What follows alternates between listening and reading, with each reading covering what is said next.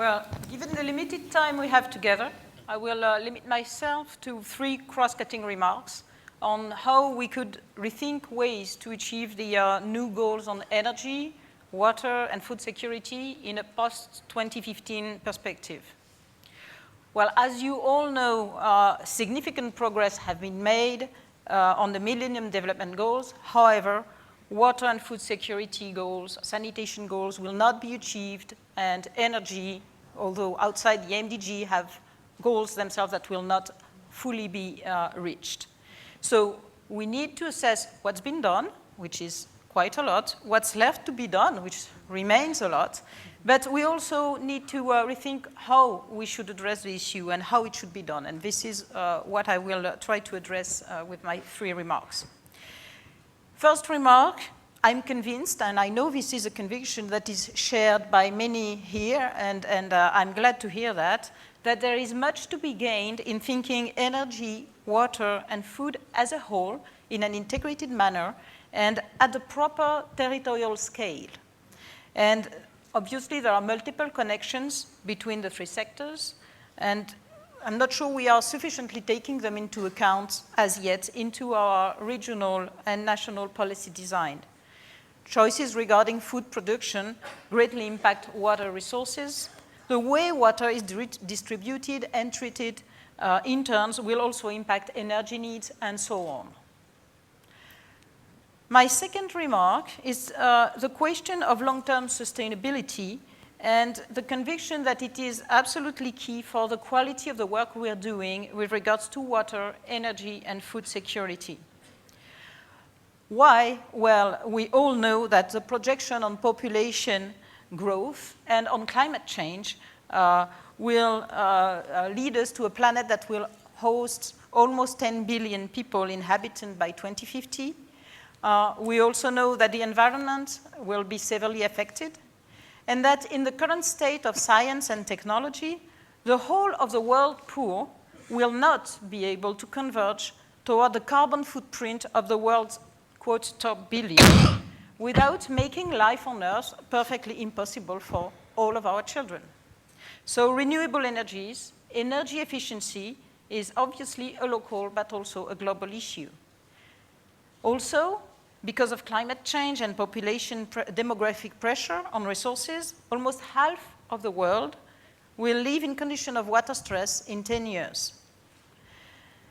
As for food, both climate changes and trends in demand for food, with the increase in the animal protein demand especially, call for changes in the demand structure for food habits and also in the production processes to make them more sustainable. And therefore, there is an obvious synergy between the agenda for water, energy, and food security and the climate agenda, and this synergy urges for innovation. And at AFD, we believe that the role of development bank is to encourage, nurture, scale up innovation. And some already exist, more will materialize. My third and last remark is that although there are many uncertainties with which we have to grapple on these issues, one thing, however, is certain. Public funding will not be sufficient to meet all the goals set for water, food security, and agriculture. Public funds from the north and the south need to serve as catalysts to attract private funds and direct them towards the production of public goods. One way to do this is to provide expertise, dialogue, and to support public policies that will develop the right framework to secure private funding. Another way to do this, and here I would like to give an example, is to promote credit lines, green credit lines, to provide commercial banks with an incentive to finance SMEs projects or private companies projects resulting in a greener production or a greener consumption of energy.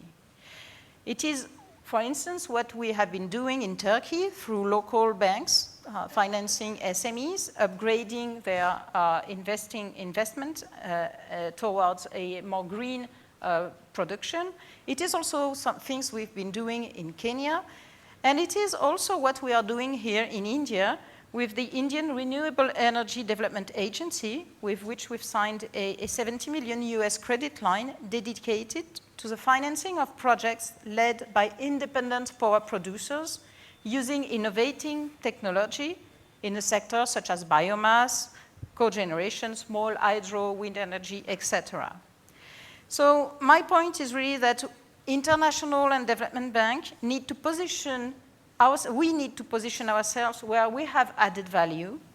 And if national, local, institutional institutions and banks are in a better position to finance any kind of projects or program, International Development Bank should rely on their experience, rely on their expertise, and go for intermediation instead of direct financing, and go also for blending between grants and loans, between concessional and non-concessional loans, and between global fund, regional, bilateral, and local financing systems. Thank you. Thanks very much.